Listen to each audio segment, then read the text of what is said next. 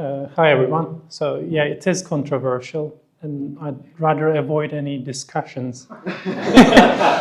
So the reason why I chose Flutter, because I jumped from web development to Flutter development. I skipped the native Kotlin or Swift path of the journey, and the reason I chose it because I believe it made business sense to deliver cross-platform apps for the same amount of time spent in coding, and it makes maintenance much easier.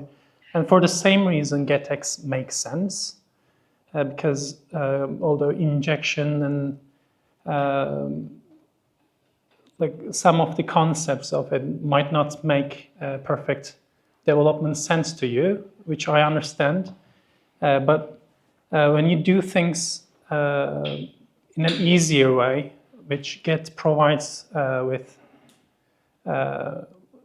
provides you reliable ways of managing the memory as well while you're doing it, which I'll go into a bit in detail. It removes the barriers of trying to do boilerplate code or have new developers join to the project and they come from an MVC architecture background, which they are very familiar, and maybe they are new to Flutter. So GetX opens the way to deliver fast and effectively. And if you do it right, it's just very elegant way to do it. So I'll show examples of how we did certain things and the challenges we've had. And when I joined the project, I joined a bit later on, which was the same in my previous work, previous job. So the architecture was already decided for. So you might just find yourself in a GetX development team and you have to do your best with it. So it's good to see some practices. And if you are already familiar with it, we can have a nice question and answer and thought session after. All right, I'll cover what Get is good for compared to, not compared to, I'm not going to compare or try to convince. So, and the challenges we have had and how we overcome them and some examples. So it's good for organizing the code. As I mentioned already, the MVC model, if you use like providers or block, you have a different architecture and it doesn't offer full separation, just for the simple reason that you have to pass on the context and depend on it as you move towards the smaller components of your code. And it offers very practical route management as well. So it's not only a state management solution, it gets rid of a lot of boilerplate in your code, which then the result comes as the productivity increase because you have an easy syntax to work with and easier way to access variables, etc. By using dependency management, it offers injecting variables or accessing some services that live through the app's lifetime.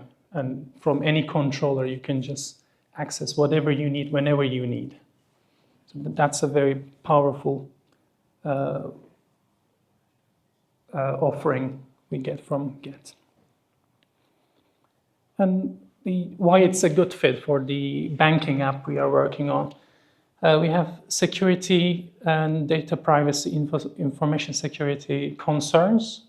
So we use the efficient resource management for this. We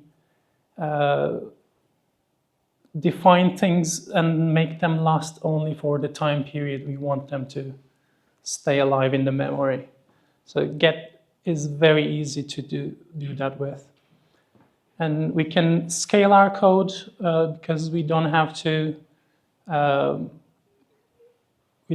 follow a set of rules and boilerplates. We can access anything, and defining variables in a single place makes them accessible anywhere. So you can just create new views and access those variables from anywhere in the app easily, quite easily, just with one line. Some of those features come to the time to market being much lower than what you'd usually have. It also comes with the UX being very consistent. I'll also mention the navigation in detail, how you do it and how the different methods you can use to navigate from one screen to another. So I'll jump into the implementation because we are all good with Flutter. I'll mention examples and see how we do it with Get. So you are familiar, I think, all with the MVC model. So we have the view controller totally separate. This on the left is our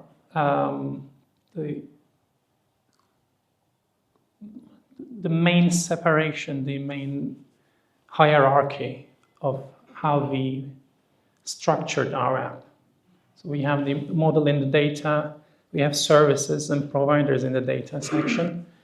But in the modules, we have the view and the controller, which is completely separated from each other. And we have bindings that bind different controllers to the view.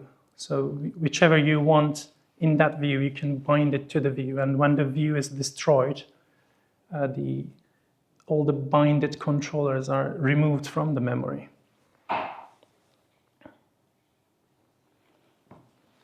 And since we don't depend on the context, Get can provide you with the context anywhere in the app.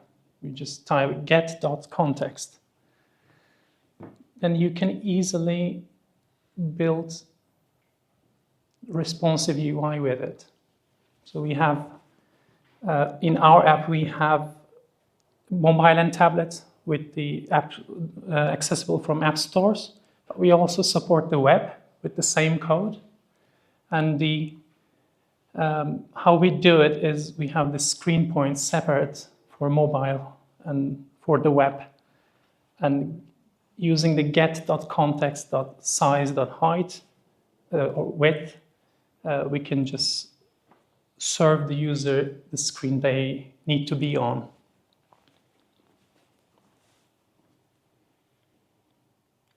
And to remove the boilerplates, Get has another package, a supporting package. It's called the CLI of Get.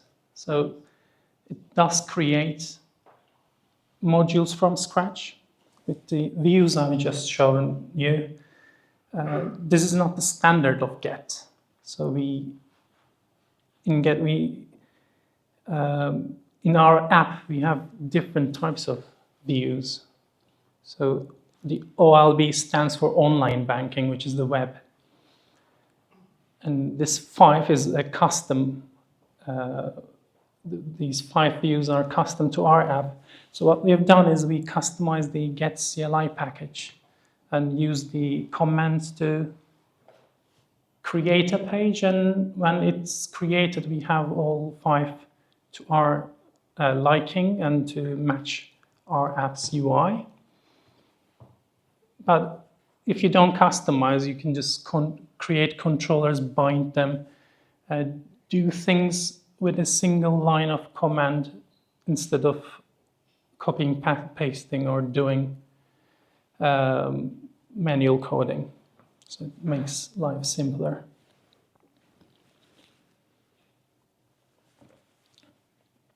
I've mentioned bindings. They live within the modules. And you can attach any controller to the binding, and once the screen is alive, the view is generated, those controllers are in the memory. You can do a lazy put, and then only when you access it, you reach its components, the variables in the controller. Or if you need it immediately, you can just insert it with force But whatever you need, you define it in the binding. Then it's after the lifetime of the view, it's destroyed. So you don't have to worry about cleaning the state or the information security concerns. The shortest it is, the best. Only when you need it. Use it only when you need it. So here's a state management example, just to show how easy it is. For example, this is a transactions screen we have, and on this side, there is a listener on an observable value. And it has different states. If it's loading empty or had an error, it creates a different widget. And the state, we only have to observe it and initiate it within the controller. So this side is the controller side. When it's initialized, we call fetch. Then if it's successful, we update the state of it with a success, or else. Just change the list of transactions and change the state of the state of the screen with just an observable. And anywhere else uses that same transactions observable will get updated within the app. So just defining it in one place is sufficient.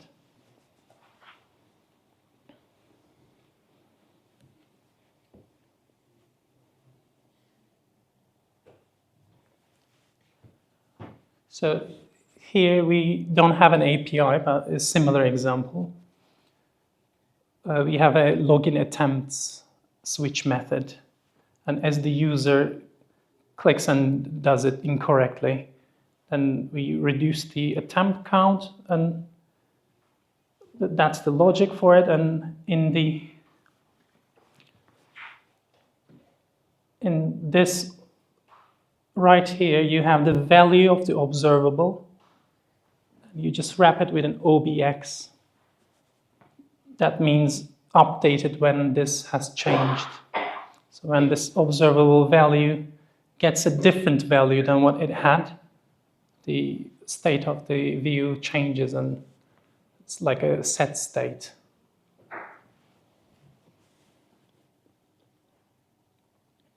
So services, these are have a longer lifetime usually than a controller. And they can do different things. For example, we have authentication token that needs to live all throughout, and we can't remove it from the memory because we need it to make all the other API calls.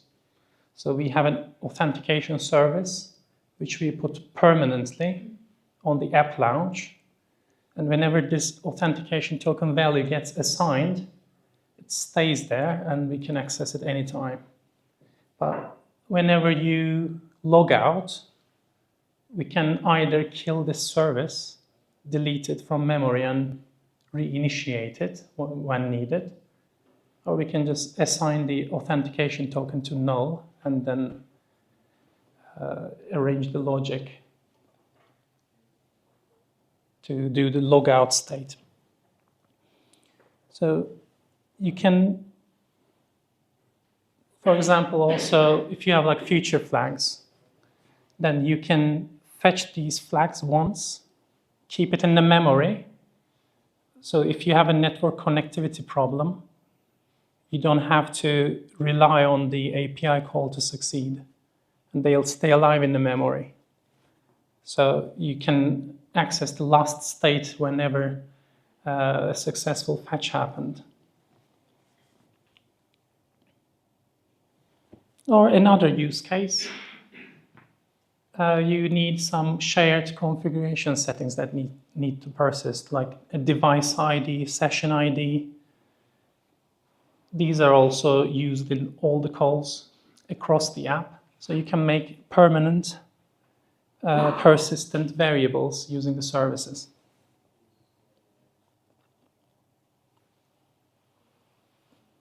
And services are also used app-wide state management. With the controllers, we saw that we needed bindings, and those bindings pertain to views. And those views, when we get off them, they are not in memory anymore, and those controllers are having a blank slate, erased completely. But if you need to update things and access from anywhere, you can use the observables within the services. So you can change anything app-wide. And how it works in code is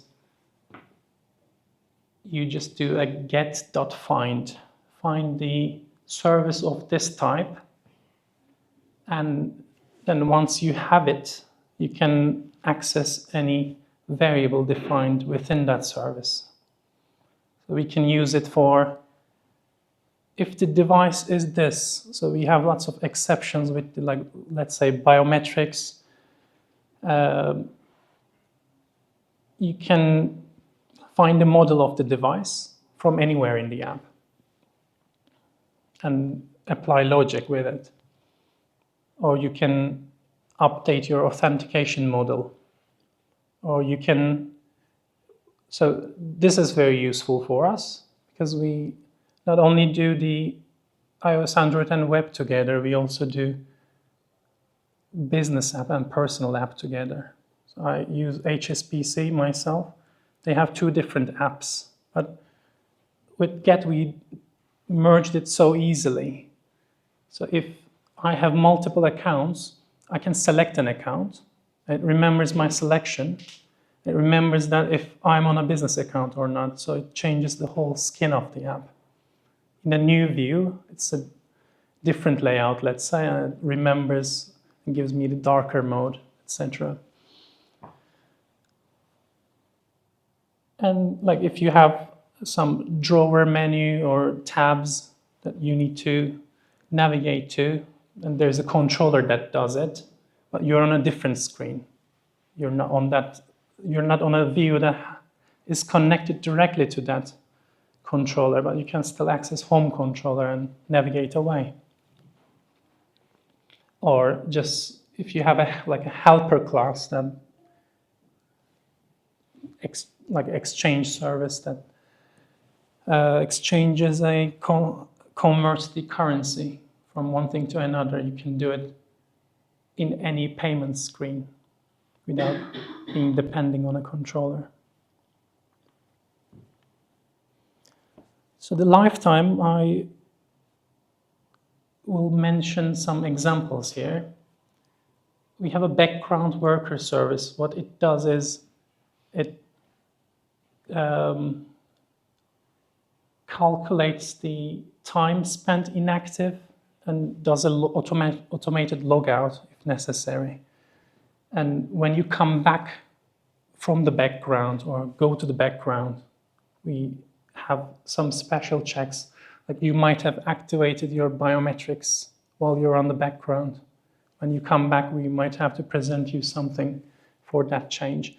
So that is permanent, that lives all throughout the app session. And we put it as permanent equals true. And they stay there, they won't be removed from the memory. But there are ways you can lazy load services by just get lazy put. And it will only work when you need them.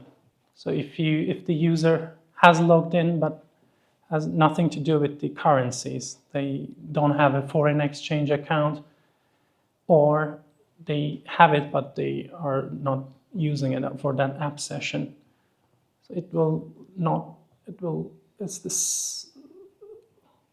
it's like it doesn't exist in the memory unless you have a need to use it. But if you need to use it, it's available for you right away. And you can do scoped similar to how bindings work with controllers. You can put a service for bind it to a view. And when you get off the view, you will destroy the service. You can use multiple instances of services and delete the ones you like. But we don't have a use case for it yet. That's also possible. And routing, so this is like an additional power of get, because we mostly use it for state management.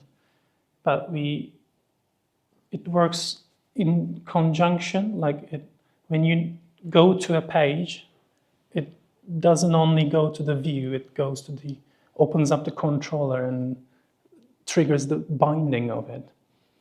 So that's why it's a package together. So you can go to a page, which will be adding a new route to the route tree. Or you can close the current one and go to the new one. Or you can close the one that you're on. Or you can close multiple ones altogether with just one line of command. You don't have to pass context. You can, however, provide additional arguments while you're going to a page or coming back from a page, just as the result of the page, if you authenticated something, for example, or will authenticate something in the next step. Dialogues are the same. It provides powerful, easy to use bottom sheets, center of the page dialogues, snack bars.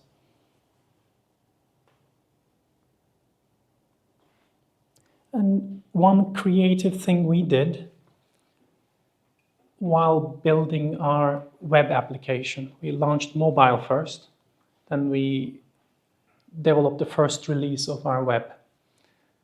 On the mobile, we had dialogues, and it was perfectly fine because we didn't need to expand or make the page narrow. It was just one device, one size. We don't even have we only have portrait mode available on mobile. In tablet, we do both layouts. Dialogues were built only once. And in web, when we change the width of the page, the browser is dynamic. It didn't respond with Flutter. It's a challenge we had. So we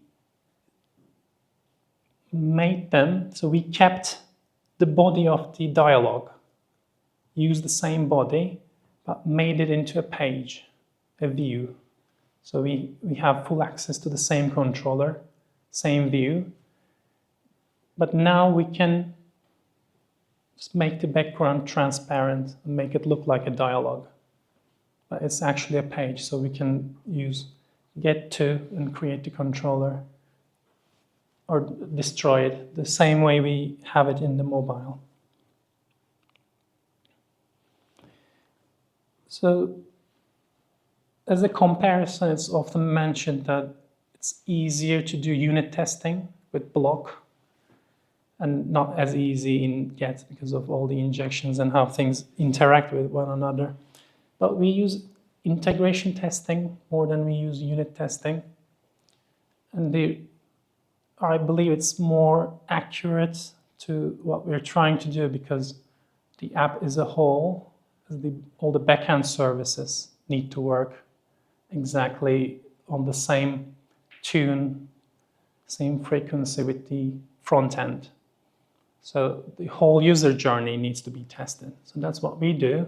And Get offers a test mode. So you can isolate and play with the controllers and services, which makes it easier to do it.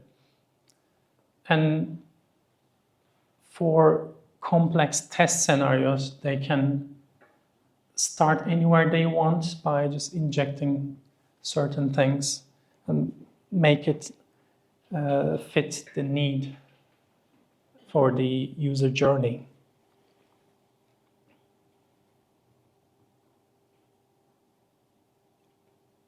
I mentioned how we implemented it and what the features we found useful and fundamental in our development.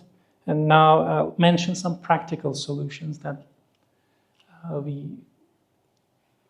have implemented and found some creative ways while doing it. So for the theme, we made use of the context being available to us whenever we want. So this structure fits our design app perfectly.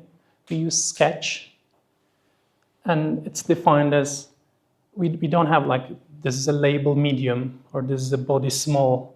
We use like, it's 18, it is bold, and it is this color. So what we do is, if it's mobile, we use an SP extension, which makes it bigger or smaller based on the mobile device, so it looks the same on all mobiles. But we don't have the same requirement in web. So while doing it, we get the context from getContext, rather than passing it every time we are trying to get a text size. We don't end up defining context everywhere in the app. It's just in one place. And we can do the same with the business app color changes. So I've mentioned the skin is different in the business app, so the main color will change. So we have an injection there to check that variable, if it's a business or not. And this main color will be different. It makes life so much easier for us. And the deep links, this is a very complicated case, because most of our deep links, the push notification links, need authentication first. So as soon as we get those links from the backend, we use Firebase cloud messaging. So in the notification body, we have the path, and we have an ID to later use and get whatever we want about the request. But we need authentication first. So we keep in the background worker service that listens to the notification, we keep the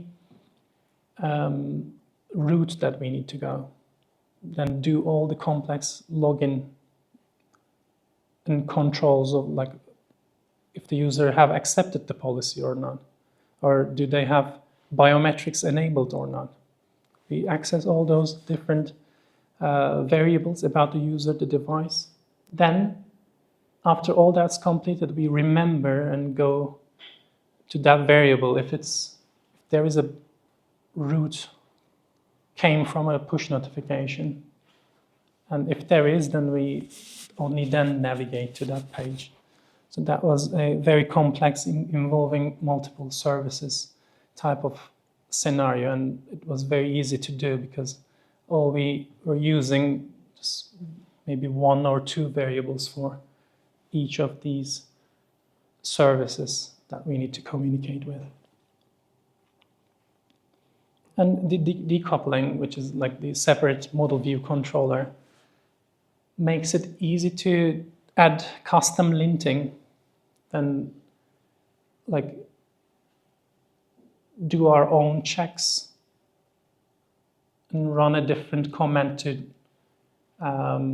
check this additional lint rules. So we can avoid hard coding things and do just constants and access those constants. It's very useful just to prevent the developer from pasting the different customer service number, which could be very upsetting the customers if they can't reach the bank. So we only have it one place, and if anyone tries to define it in any other place, they'll in a view somewhere, they'll just see a linting error, and which will prevent them from merging their code. So they'll be warned to fix their code first.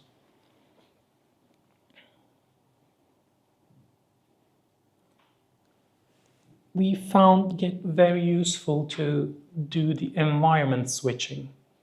So how it happens is we have 3 test environments: dev, staging, and user acceptance testing. And we only need to build one test app, and they can switch before they log in using a pop-up dialog. That's what we have. For the entire app session, they can switch their base URL.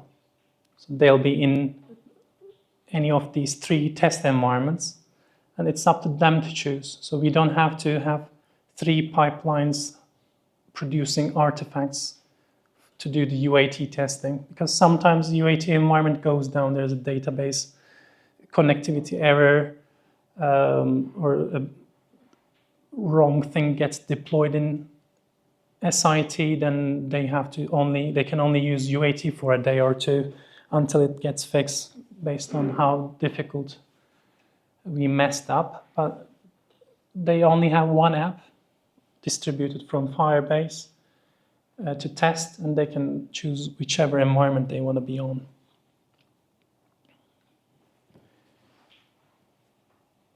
So this is a case we had to do. I already mentioned the login is very complex. So we manage the initial app state. We need to get the accounts, the account groups, and the user's choice, which if they have multiple accounts, they might be on a business or personal account, which will then affect the whole layout and what we present in the first landing page. And if they have biometrics, we'll just proceed with scanning their face. If there is a new policy update, they need to accept it first before they can even see the accounts. And then remember the deep links. So this can be done based on the priority of business needs. These can be done simultaneously or just step by step. However complex it is, there is an easier way to do it with Git.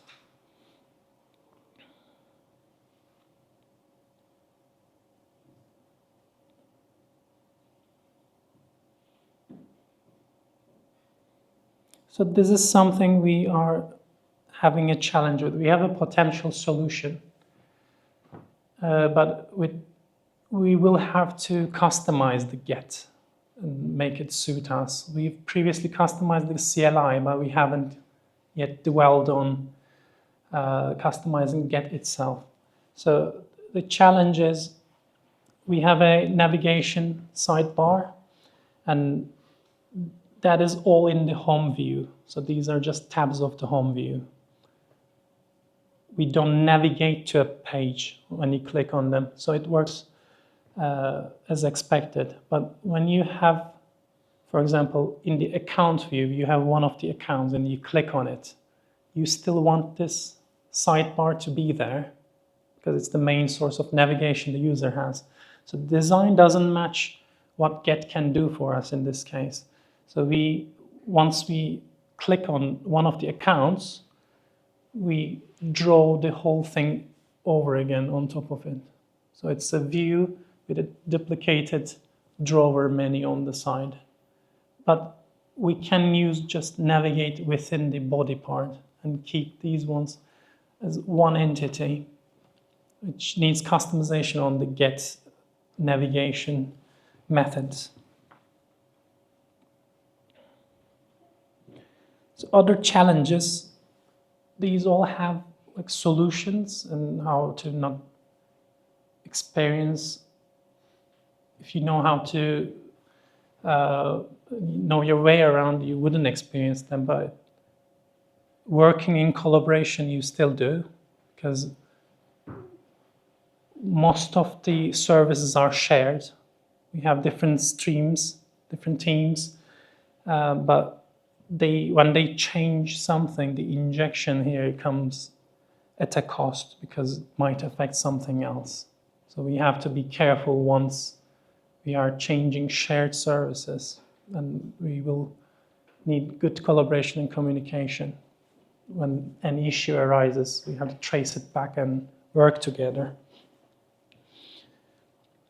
So it might be difficult to isolate. It is good to just do whatever you want whenever you want.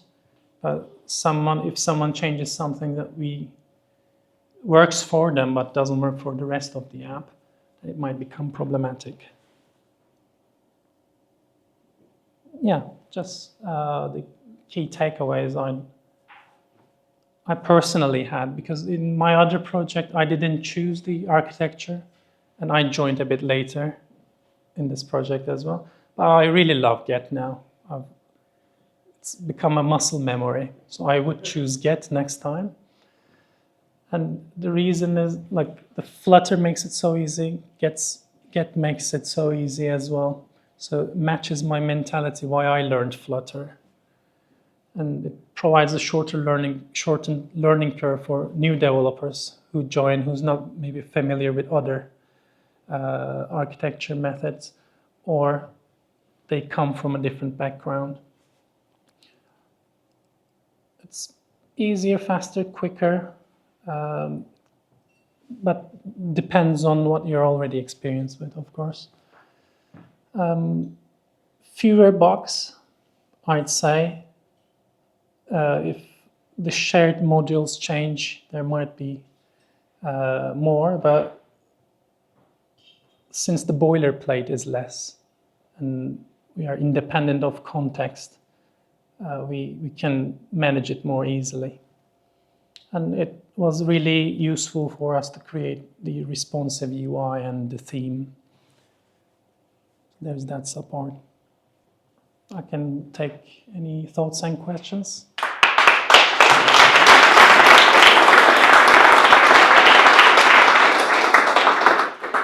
Questions? Anybody got any questions?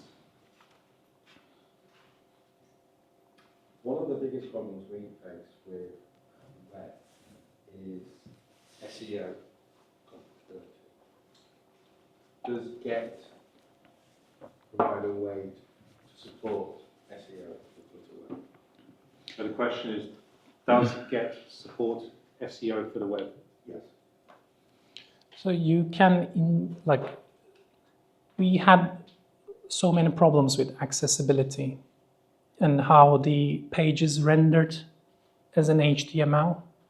So as a bank, we have to enable, by default, Flutter disables it, the accessibility rendering, which what it does is, instead of creating like a glass pane in one app, you have individual elements which are labeled as like input text, like text field, checkbox. So all those, because I come from a web background, I also found it very difficult to match the individual elements. And Flutter does it automatically, but it's not quite there yet. So you can do like H1 or, but if you want to do like lists, you have to just spend more effort. It is possible. You do come up with your solution, then either inject it to HTML code by using a package that don't break the mobile app, if you have a mobile app as well. But what enabling Flutter accessibility did for us, it solved some of the SEO type problems. But the main worry was really like people who can't see the screen. They have to use the like native phones methods of clicking and hearing what they are supposed to say. So that's why we enabled it. But then it messed up with our gesture detection. So you'd click a button and it would think it's like also a long press and trigger another action. So that's why it's not quite there yet. It's trying to translate one to one, but it's failing. So we are trying to keep up with the latest Flutter version upgrades. And maybe we might need to fork and do a merge request for the new Flutter versions.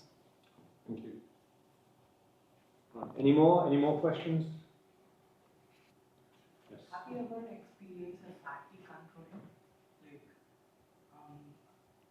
let's say I'm initializing a controller, creating a controller, and eventually it became fatty, like more variables I created.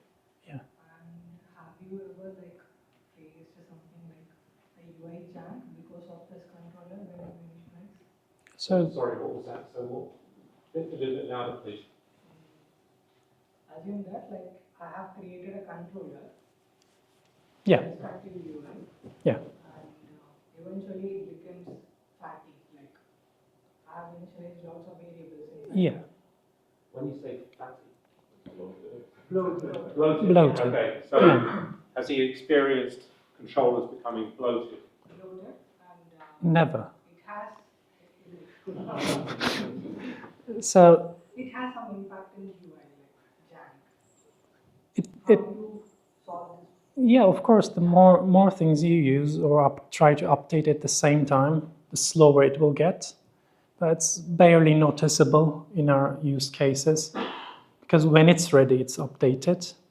And like if you're not causing Stack Overflow somehow, then the app is not breaking for those reasons because we do get rid of the controllers before. And we just have one controller per page. So they don't stay alive that long.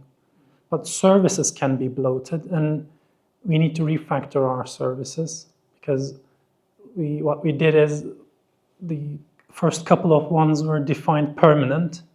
So everyone else just copied and pasted the same method, but they can be scoped. They don't have to live that long. They don't have to be permanently defined at the app launch. They can be lazy loaded.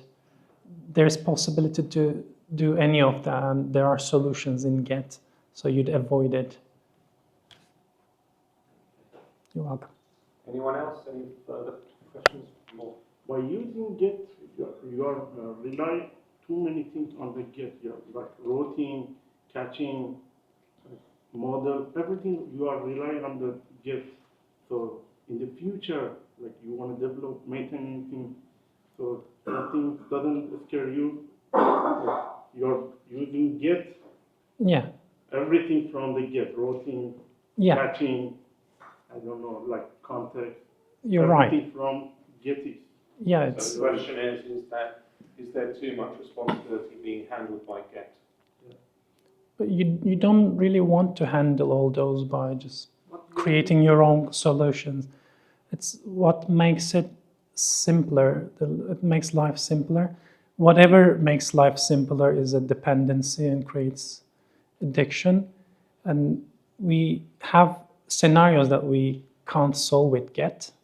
So we'll have to customize our own Get. And it's been like 14 months since there hasn't been an update on Get package. But there's a new one coming. So there's a pre-release. It gives us a relaxation. But if they don't do it, then we are at this point, we're depending on it. We can't do the whole app over again. So we'll have to find our own solutions and fork it. Thank you. Anyone else? All right. Thank you very much, Kadir. Thank you.